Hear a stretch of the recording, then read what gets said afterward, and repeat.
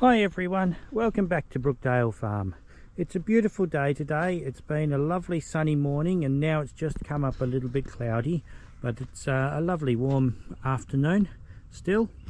This is a busy time of the year for us on the farm. Everything is starting to grow really nicely with a bit of heat, a bit of warmth in the sun. The ground is drying out so we can get across the paddocks. We've got sheep to crutch and make sure they don't get fly strike. We'll be cutting hay probably in 3 weeks time or 4 weeks time. We'll see how the season goes.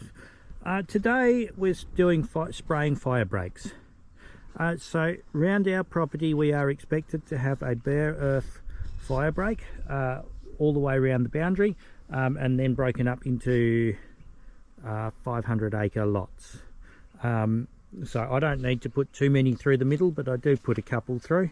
This, where we're looking now down this fence line, should have some sort of break down it, and you can see because it's been so wet, everything has grown really nicely. This is all capeweed growing here, which is an okay feed. It does tend to give the animals the runs a bit, but they will eat it quite happily. If we go up into the paddock, we'll find, or even just here, underneath the capeweed, there's a fair bit of clover and stuff growing. Now down here there hasn't been much fertilizer or anything. If we look up into the paddock, you'll see a patch of capeweed down this end of it, but nothing further up. That's because that's had phosphate fertilizer on it last year when we cropped it, which allows all sorts of other things to grow and be dominant over the capeweed. Where the capeweed is, it tends to be phosphate deficient, not such healthy soil. So the capeweed is a great pioneer plant when your soil's coming back. Anyway, we'll have a quick look at the little spray unit that we're using today.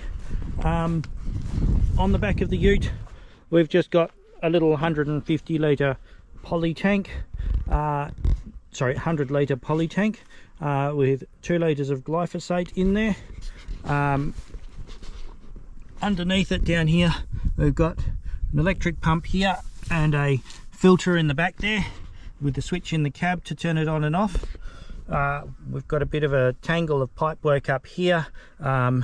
We actually have 2 regulators on this because this regulator seemed to have a minimum pressure of about 100 psi, which is far too high for what we're doing. So it's got this little old regulator which brings it back to the right sort of pressure. So we're looking at this pressure gauge here and we want it sitting at about 30 psi or 2 bar.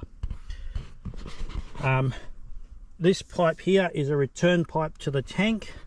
This is really quite important. The glyphosate that we are using is a fairly thick liquid. When you pour it into the top of the tank, it tends to go straight down through the water and sit in a puddle. You get about 1.5 litres sitting on the bottom of the tank, and it doesn't mix up terribly well. So we want a bit of bypass running back to the tank. We'll turn the pump on and we will just let it stir everything up. Otherwise, most of the water in here has probably 1/2 litre of glyphosate in it. The rest is sitting in a spot on the bottom. When the pump picks that up, we get all of that just going back out in one dose onto our fire break. It will kill that bit extremely well, but won't kill the rest of it quite so well. So we've just got a narrow little boom across the back of the ute here with 4 jets. So these are the main jets here. We've got 4 of these across the bottom. These copper fair hammering, and you've got to keep checking to make sure they're not blocked up.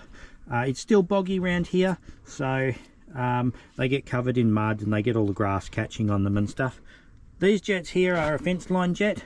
They will spray out to about here, so another 3/4 of a metre out from the side of the ute. So this is a pretty slow job. You just drive along as close to the fence as you can at about 5 kilometres an hour, trying not to actually catch anything on the fence, but trying to get as much spray up against the fence.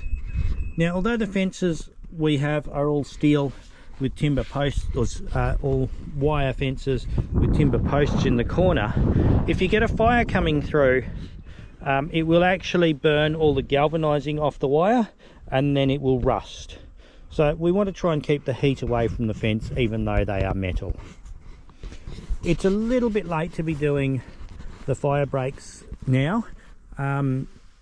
It's always a bit of a juggling act around here.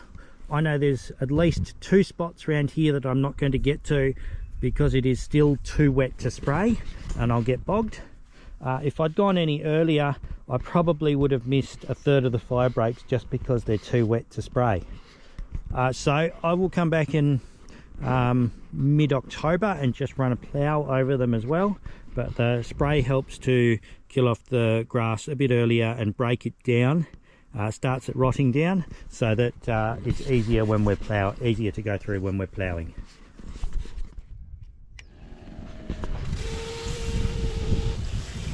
Okay, so we've just turned the pump on quickly and we're just checking to make sure all the jets are working. The fence line jet on the far side is currently turned off, but the rest of them are working pretty well. So when we're driving along doing jobs like this, there's a couple of things we've got to keep an eye on. The first and most important thing to keep an eye on is that the dog is comfortable and happy.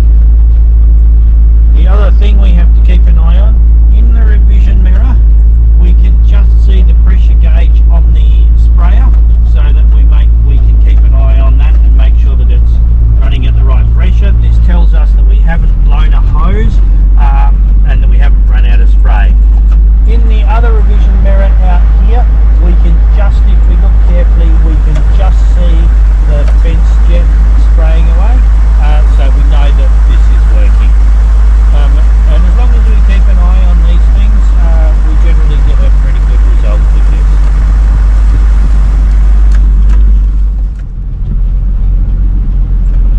I hope you've enjoyed this video and that you've learned something from it. I've got a few more hours of driving around fire breaks today, so I'll keep doing this. Thanks very much for watching, and I hope to see you again next time.